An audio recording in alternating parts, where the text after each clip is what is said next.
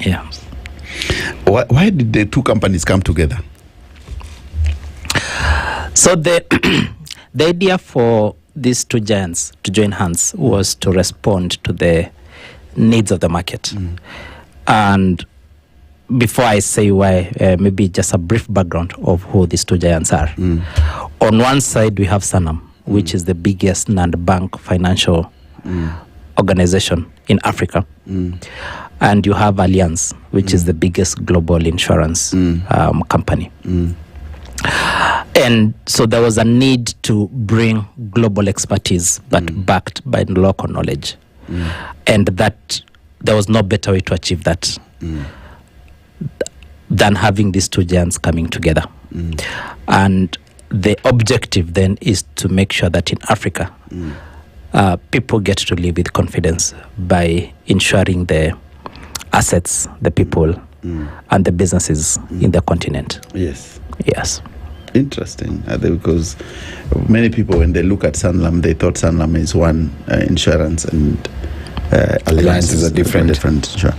But it's good. And why I like Sylvester, my other brother, Elias Omondi, is also an actuary. Oh, yes. He's an actuarist. Yeah, no, actuary. Actuary is the correct word. Yes. Say actuary. Actually. And when Sylvester was talking, yes, and people have actually now the old jalopis are on the road, and they're telling you, make sure that you take your car to the proper service, because what I know, you go to Kamau and Madenge auto spares, and then they tell you hata hii tutaangalia tu gari itaenda itafika Nyeri, itafika before you reach Karatina, my friend, your engine has knocked. That's true. And then you start calling the insurance partner. Mimi hata nilitengeneza gari. My friend, make sure that you go for genuine parts and proper credible insurance. That's true. To insure your vehicle, because you will be stuck, my friend, over Christmas. You have your children, you have your wife, your relatives. Then you reach the village and then kagari kanakwama. Kanazimea huko. Narudi na basi. Which actually brings me to this question. That now we are having, I think, a lot of young people who are actually driving now.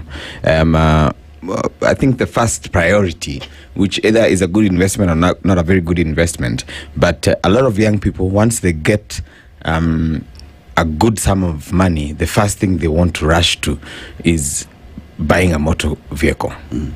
I don't know, is there something like an incentive to have a tariff for young people? And if not, why?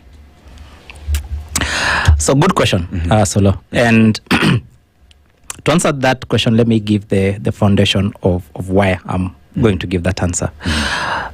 The tariffs or the pricing for insurance is determined by the behavior of the driver. So the riskier the driving habits, the higher the price. The more safe the person who drives that car is, how they drive on the road, then the lower the cost. Because remember I said the pricing is determined by how much we will spend as an insurance company to either repair or replace your vehicle. Like how much it will cost you. Exactly. So if the risk of us repairing your vehicle or replacing it is lower, then your pricing is also lower. But if then it is higher, then the pricing will also be higher. And so the benefits that we are giving or the incentives that we are giving is not really age-based. It is behavioral-based. So if you are a safe driver, you get incentives. If you are a rough driver, you don't get to enjoy those incentives. And let me give you a story to explain some of the behaviors that we have. So sometimes back we had a corporate engagement, a dinner, and some of us left maybe at around 9 p.m. But there was a group who decided to continue with the celebration.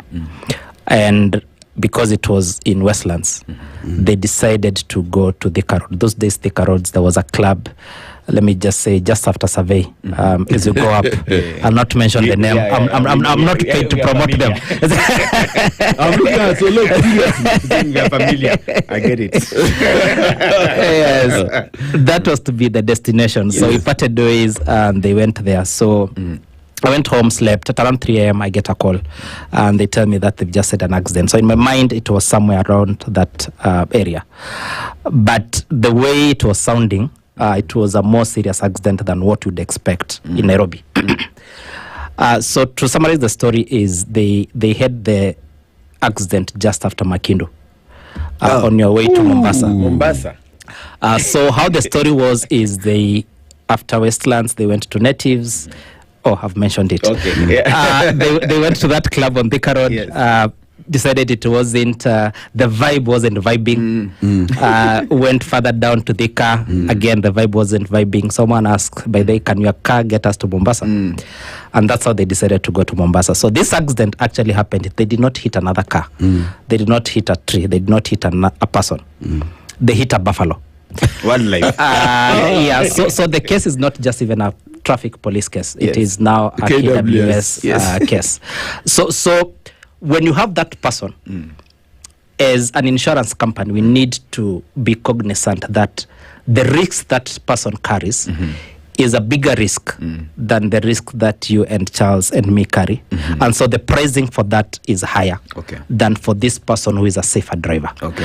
And then the incentives will follow that underlying notion. Yes. Which begs me to ask you something. Since all your considerations are at least, of course, is on based on behavioral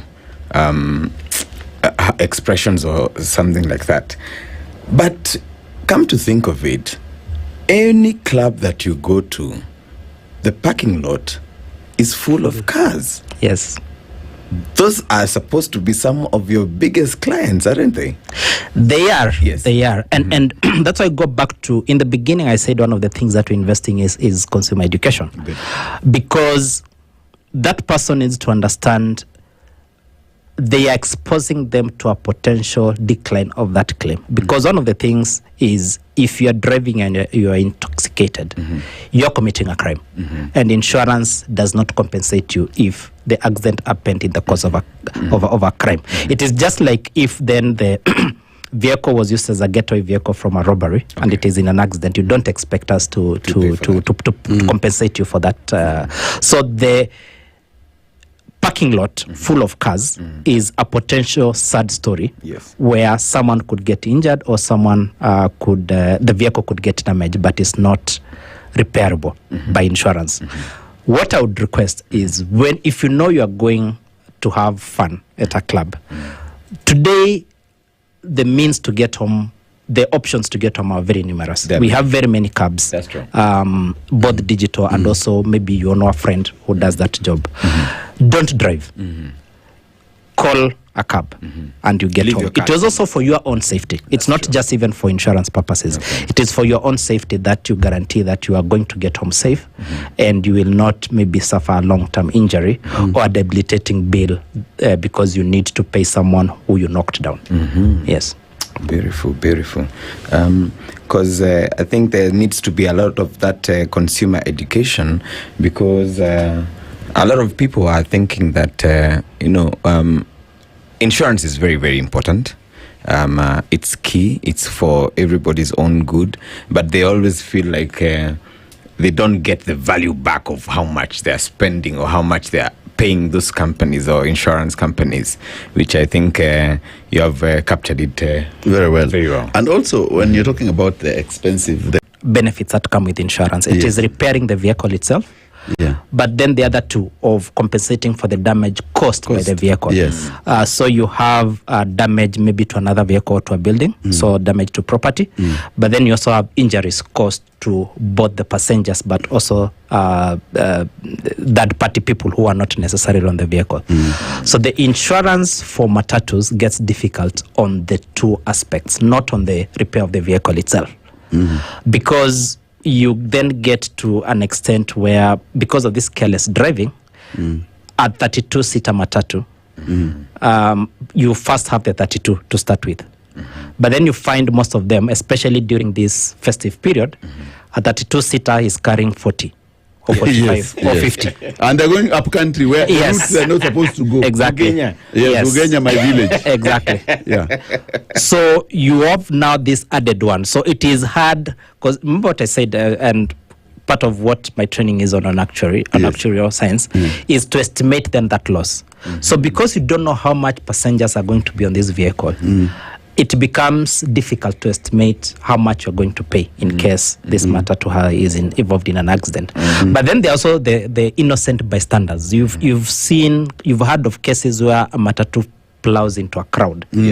And again, because of the careless driving, the exposure is too huge that you can't really quantify how much it is that you need to compensate all those people. So the combination of both the unpredictability of the driving and also the unpredictability of the loss that will ensue makes it difficult to insure. And that's why as Sanlam Alliance, we do not insure matatus because it is a business that we feel it needs some more studies or some more understanding before we can go into it. Yes. Which also, I know a lot of insurance companies are actually struggling because of fraudulent deals, and especially when there are people who actually drive cars to cause accidents so that they can claim and get paid. And there are people who have actually benefited and gotten a lot of money. How are you guys managing that? Fraud. Yes. So fraud prevention is one of our core focus areas. It's been now for the last 2 years. We continue strengthening. The thing about fraudsters is, the funny thing is they're very sharp guys. Very, very sharp guys. They even have experienced drivers who know how to roll your car. It is. they actually set it up. Yes. They set it up like a properly run company. So there's the professional car crusher. Yeah. But then they also have contacts in different areas. Okay. So there's the person even inside the company who is telling them how to package it. It's almost an inside job. It is a cartel. For it to succeed, it has the different legs. There's the person who is executing it. There's a person who is telling them how to fill that claim form, and unfortunately, there are also some people in the police force to assist some of this. Not necessarily police officers. Yeah.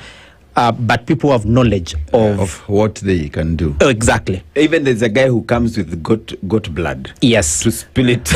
There are even professional witnesses. Oh. The people will say, yes, that guy saw it coming. Then,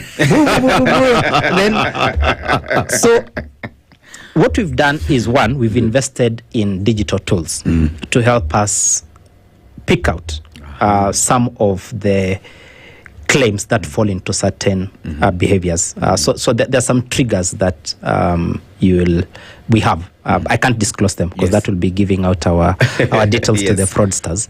But we do have digital tools to weed out some of this. We are also training our staff on the things to look for to weed out the fraudulent claims. Because what it does is, remember what I said again, because these fraudulent people are taking out these payments, your renewal next year might be higher, because as a company, we are seeing that we are paying out more. Okay. And yet, that increase in payout is not because of genuine claims. So it denies even genuine people who have had accidents of the chance to get paid. And also, generally, the public, then the price also goes up, because now we have to compensate for the fraud. And that's why we've said we've invested a lot of money, actually, and a lot of time and effort, including now tapping into the global expertise, I said, between Alliance and Sanlam, to also tell us how they are doing it in some other countries, because it's not just in Kenya. Okay. The fraud topic is a global topic of all the places where it's a topic that is being discussed. Okay, so I think you've really captured it very well, and fraud is a key issue and the claims issue. But also what I wanted to know is that when you start, people are coming to renew insurance, do you allow them to pay in installments? Because you see, the economy is doing very badly at the moment. That if I insure my car for 200,000, it's difficult to raise that amount. 200,000 in the beginning. And what is the flexibility in paying for the premium? What is that flexibility? Yes, thank you. Before I answer, sorry, let me. There's something someone said when I said, Kenyans don't have money. They told me, say you don't have money. Is that Even yesterday we told people in the show, our show yesterday, we told people, if you don't have money, don't go to the club because you'll have mental illness. Because they are ballers. Yes, We've sat with people who spend 1 million in 1 hour. Yeah, 1 hour. Exactly. That's 1 million, 1 hour. And he's okay. out of the club and he's okay. And he tips the owner of the club. Yes, and he goes home and sleeps Sunday. Yes. Tips waiter, bouncer, plus the owner is gone. I mean, yeah. Unapewa yako 1,100. Yes, that's Tip. true. That's a tip, yes. So, but to answer your question now, being more serious, yes, we do have. As I said, at the core of our strategy is flexibility and being responsive to our customer needs. So we do recognize, yes, there are those few like Solo who have a lot of money, but then for the majority of us, for the majority of us who are, Yes. for the majority of us who are Struggling. not, who are struggling, Kenyans. we do have installment payments where you don't have to pay the full amount upfront. Yes, you can pay it slowly as the year goes by.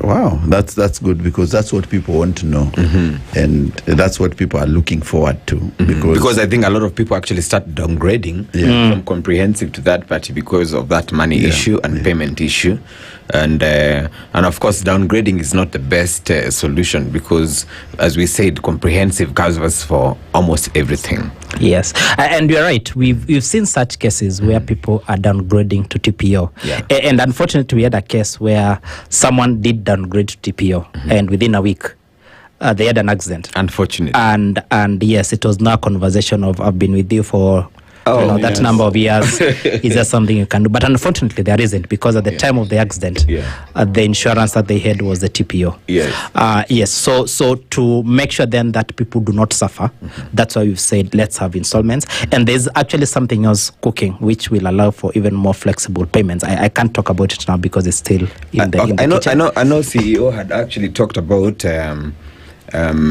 how you can give those incentives, and you said that it's in the works. And now, just listening to some of the adverts that we were playing, I thought about a loyalty card could actually be a very, very good gift, even if it's give people a loyalty card during Christmas.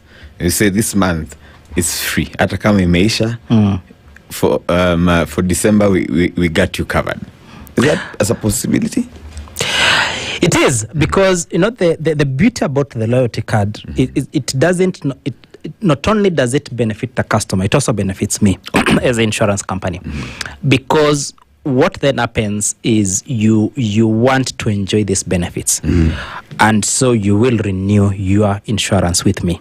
So for me, then I'm guaranteed repeat business, and I'm guaranteed that this person will be with me for a considerable long period of time, and they will also be with me making sure that they observe good driving behavior so that they can continue enjoying these benefits. And so then I also aims from these people. So a loyalty card is a very good idea. It's something that it's time for insurance company to start thinking creatively about how do we change the image of these guys who just take my premium. And unfortunately, insurance is also another industry where you only hear from us when you're renewing or when there's a claim. So loyalty card is also another opportunity for us to engage our clients, come to you maybe even during your birthday, or if you're Muslim during Eid al-Fitr, or if you're Christian during Christmas, or wherever maybe you just getting married or having a baby. There are several areas that we're looking into. How can we tap into the events, the life events of a customer, and not just say, renew our insurance, we are the best. Okay. Great. I think we've really captured it very well, and I want us to stop there. When we come back, we'll come with more conversation. For now, I want us to invite the Super DJ to play for us some music, and also let me check what our people are saying on our socials. And remember, if you're listening to us, This is Spice Drive, is the home of sugar, spice, and everything nice. Nairobi 94.4, Mombasa 87.9, Nakuru 96.0, Eldoret 96.7, Nyeri 90.9, Kisumu 102.5, and Malindi 97.7. So Spice Drive gives you all that you need. And let me see what people are saying. Jackie, Soni Kadija, you are saying, huku Nyeri, Agushwari.